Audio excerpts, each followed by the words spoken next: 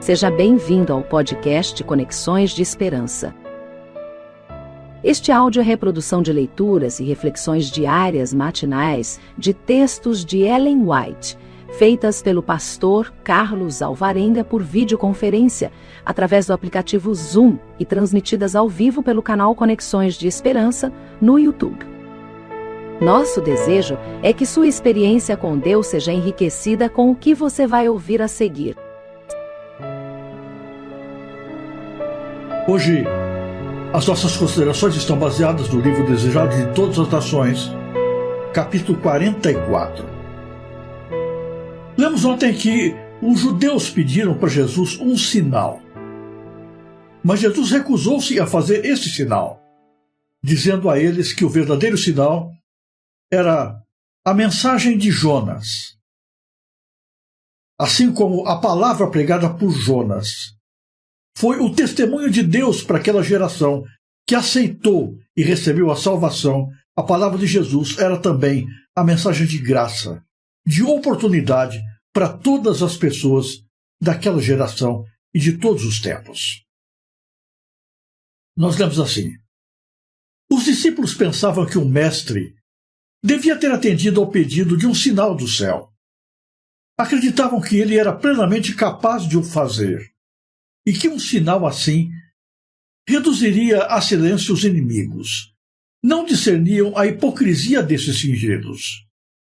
Meses mais tarde, ajuntando-se muitos milhares de pessoas, de sorte que se atropelavam uns aos outros, Jesus repetiu o mesmo ensino. Começou a dizer aos discípulos: acautelai-vos primeiramente do fermento dos fariseus, que é a hipocrisia. O fermento posto na farinha opera imperceptivelmente, mudando toda a massa, segundo a sua natureza. Assim, se a hipocrisia se permitir lugar no coração, penetra o caráter e a vida. Um exemplo frisante da hipocrisia dos fariseus, Cristo já censurara, condenando o costume do corbã, pelo qual a negligência do dever filial se ocultava sob uma pretensa liberalidade para com o templo. Os escribas e fariseus estavam insinuando princípios enganadores, disfarçavam a verdadeira tendência de suas doutrinas e aproveitavam toda ocasião de as instilar artificiosamente no espírito dos ouvintes. Esses falsos princípios, uma vez aceitos, operavam como fermento na massa, nela penetrando e transformando-lhes o caráter. Era esse ensino enganoso que tornava tão difícil ao povo receber as palavras de Cristo. As mesmas influências estão operando hoje em dia mediante os que buscam explicar de tal modo a lei de Deus que a fazem conformar-se com suas práticas. Essa classe não ataca abertamente a lei, mas expõe teorias especulativas que eliminam os princípios, explicam-no de maneira a lhe destruir a força. A hipocrisia dos fariseus era o produto do egoísmo, a glorificação deles próprios, eis o objetivo da sua vida. Era isso que os levava a perverter e aplicar mal as Escrituras, e os cegava ao desígnio da missão de Cristo. Esse mal sutil, os próprios discípulos de Cristo se achavam em risco de alimentar. Os que se haviam contado como seguidores de Jesus, mas não tinham deixado tudo a fim de se tornar seus discípulos, eram em grande parte influenciados pelos raciocínios dos fariseus. Achavam-se muitas vezes vacilantes entre a fé e a incredulidade, e não discerniam os tesouros da sabedoria ocultos em Cristo. Os próprios discípulos, conquanto exteriormente a tudo houvessem renunciado por amor de Jesus, não tinham no coração deixado de buscar grandes coisas para si mesmos. Era esse espírito que motivara a discussão de quem seria o maior. Era isso que se interpunha entre eles e Cristo, fazendo-os tão apáticos para com sua missão de sacrifício, tão tardios em compreender o mistério da redenção. Como o fermento, se deixado a completar sua obra, produzirá corrupção e ruína, assim o espírito de egoísmo, sendo nutrido, causará completa ruína. Entre os seguidores de Nosso Senhor em nossos dias, como outrora, quão disseminado se acha esse pecado sutil e enganador. Quantas vezes nosso serviço a Cristo, nossa comunhão, uns com os outros, não são manchados pelo oculto desejo de exaltar o próprio eu. Quão pronto o pensamento de se congratular consigo mesmo. E o anelo de aprovação humana.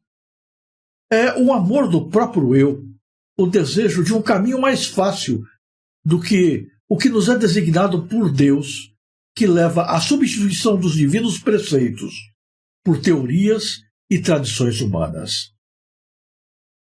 A seus próprios discípulos, dirige-se a advertência de Cristo. Adverti e acautelai-vos do fermento dos fariseus.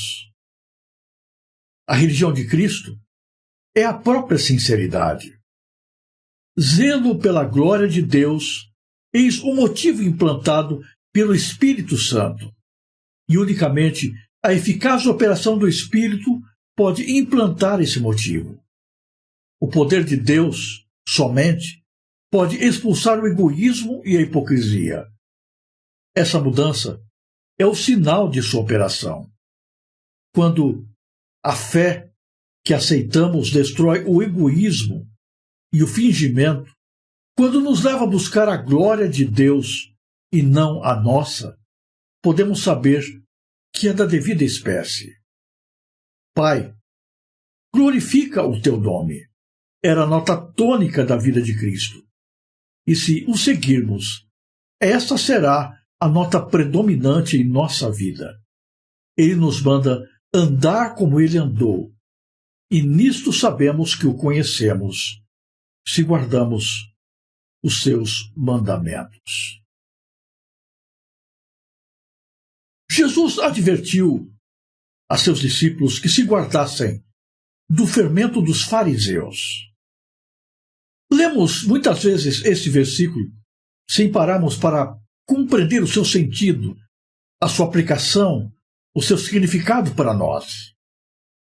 Fermento é algo colocado na massa, que exerce a sua influência sobre toda a massa, fazendo com que ela se torne mais esponjosa, que ela cresça, que ela se expanda. Assim também, há certas coisas que, abrigadas no coração, se introduzem em cada aspecto da vida, modificando toda a nossa maneira de ser. Aqui, Jesus se referia à hipocrisia dos fariseus. Os fariseus professavam uma vida religiosa. Procuravam demonstrar para as pessoas que amavam a Deus, que viviam segundo a sua palavra, que priorizavam a religião e as coisas espirituais. Mas, na verdade, Deus não estava no centro da sua vida. A preocupação básica dos fariseus era com eles mesmos. Buscavam unicamente os seus interesses, as suas prioridades, a satisfação das suas vontades, a sua proeminência diante das demais pessoas. A base do cristianismo é exatamente o contrário do que o estilo de vida que os fariseus adotavam. O cristianismo não se centraliza na busca da exaltação própria. Não se baseia na realização das vontades pessoais. Antes, cristianismo significa morrermos para nós mesmos. Paulo disse: já estou crucificado com Cristo, e vivo não mais eu, mas Cristo vive em mim. Jesus afirmou aos seus discípulos que aquele que quer segui-lo é preciso que esteja disposto a carregar a sua cruz e a morrer sobre ela. Quem não tomar a sua cruz para seguir a Cristo não é digno dele. Então, ao nos colocarmos no caminho de Jesus, nós devemos buscar de Cristo o poder para não priorizarmos aquilo que queremos, aquilo que desejamos, aquilo que pensamos, aquilo que gostamos, mas a vontade de Deus. É o que Deus espera que deve marcar a nossa vida, e não o desejo do nosso coração.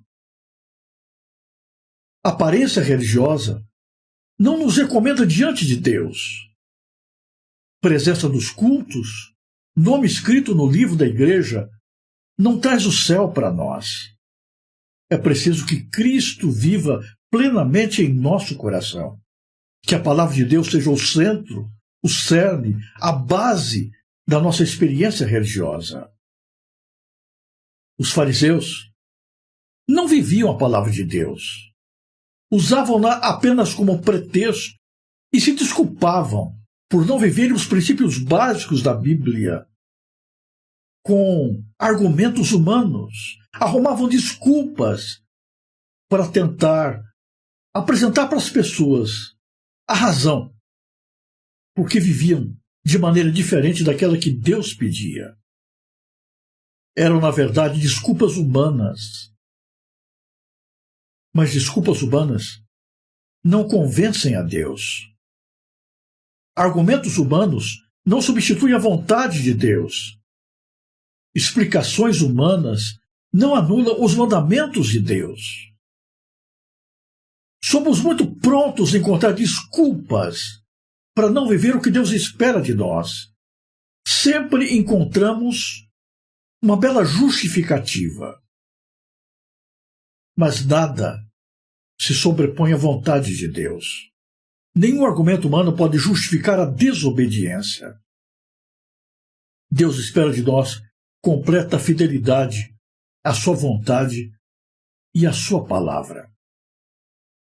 Quando a hipocrisia entra na nossa vida e começa a dominar as nossas ações, quando nós vivemos a vida religiosa tentando encontrar desculpas para justificar todo tipo de comportamento, quando tentamos justificar as nossas ações, a nossa falta de comprometimento e de fidelidade à palavra de Deus, nós estamos nos afastando do Senhor.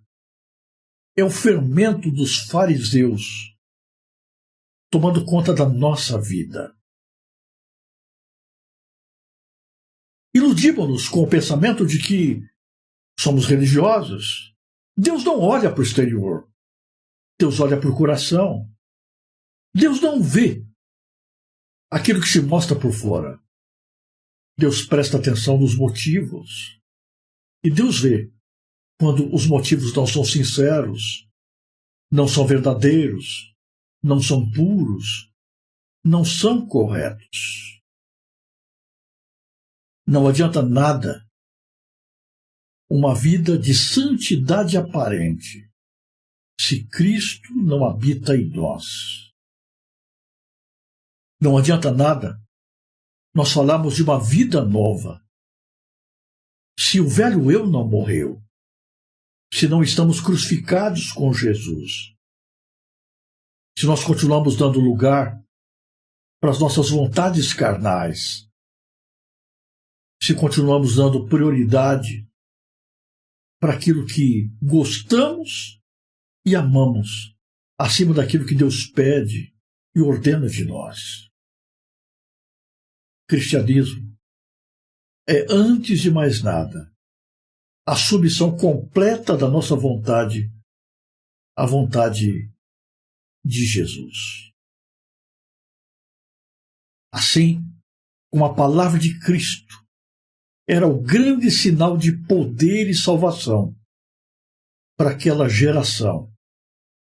A palavra do Evangelho hoje continua sendo o meio pelo qual Deus nos alcança, nos transforma e nos salva. Mas a palavra do Evangelho não pode ser apenas algo que ouvimos na igreja, algo que estamos acostumados a assistir de longe. A palavra do Evangelho só tem sentido quando ela é encarnada em nós, quando ela é implantada no nosso coração, quando ela nos leva à renúncia de nós mesmos, quando ela nos faz nos entregarmos totalmente às mãos de Jesus. Se o sermão que é ouvido entra pelos ouvidos, mas não chega ao coração, se não atinge as nossas ações, se não nos leva a nos rendermos totalmente a Cristo, a morrermos para nós mesmos, a deixarmos que Cristo renove a nossa maneira de ser, então esse Evangelho para nós não tem valor, não tem poder. Cuidado com o fermento dos fariseus, que leveda a massa, que faz com que o bolo pareça crescido, fofo, apetitoso, mas que é venenosa, que não vem do céu, que é fruto do pecado. Cuidado com a hipocrisia, cuidado com a religião de aparência, cuidado com a religião que busca desculpas para continuar vivendo a mesma velha vida de sempre. Cuidado com a religião que não te leva a diariamente morrer para você mesmo, a chorar diante de Deus por seus defeitos e pecados, a buscar a transformação que só Cristo pode operar, a buscar dele uma nova vida que só ele pode dar. Se você não nascer de novo, você não pode ver o reino de Deus. E o novo nascimento não se opera através de um fermento que trabalha no coração. O novo nascimento só ocorre após a morte da velha vida e da submissão completa à vontade de Jesus. A nova vida só acontece quando Cristo é implantado em nosso coração, quando nós somos transformados à sua semelhança e imagem, quando passamos a pensar como Jesus, a desejar como Ele, a viver como Jesus viveu, a agir como Jesus agia, a deixar que Cristo seja implantado em nossa vida. Cuidado com a religião de aparência. O céu não é para hipócritas. O céu não é para cristãos que têm a cara comprida, aparentando santidade e devoção a Deus. O céu não é para gente que busca assimilar comportamentos que impressionam os outros. O céu não é para pessoas que moram dentro da igreja. O céu é para gente em que Cristo vive dentro da alma, em que Cristo está implantado no coração, em que Cristo é visto, transbordando por todos os poros, em que Cristo não é uma tentativa exterior de impressionar alguém, mas é o testemunho vívido de uma experiência real de relação com os céus. Só a religião viva nos leva a Deus. Se você almeja a vida eterna, você precisa entregar-se totalmente ao controle de Jesus. Submeter-se completamente à ação da sua palavra. Obedecer tudo aquilo que Deus pede e espera de você. Ainda que aquilo que Deus peça contrarie frontalmente aquilo que você deseje. Não busque desculpas para continuar vivendo uma vida diferente daquilo que Deus espera. Não encontre justificativas para o seu pecado. Deixe que Jesus transforme você. Deixe que Jesus crucifique você. desde que Cristo viva plenamente do seu coração. E então, tendo a imagem de Cristo implantada em nós, estaremos aptos para experimentar a plenitude da bênção que Jesus tem preparado para nós. Cuidado com o fermento dos fariseus. Cuidado com religião de fachada. Cuidado com o cristianismo que busca sempre se justificar e deixa passar os dias sem que nada mude, em que tudo permanece igual, sem que não haja nenhuma manifestação visível de crescimento espiritual. Há cristãos que vivem no vale em que o tempo parou. Passam os anos se transformam em décadas e tudo continua como sempre, a mesma vidinha, os mesmos erros, o mesmo estilo de viver. É uma religião acomodada, de aparência, não de verdade. Que a presença de Deus em nossa vida hoje nos faça sentir o desejo de verdadeiramente experimentarmos a salvação que Cristo veio nos trazer. Religião não tem sentido se for um relacionamento hipócrita com Deus e com os homens. Não importa o que os homens pensem de você. Não importa o que os homens acham de mim. Deus não se impressiona com o exterior. Deus olha para o coração.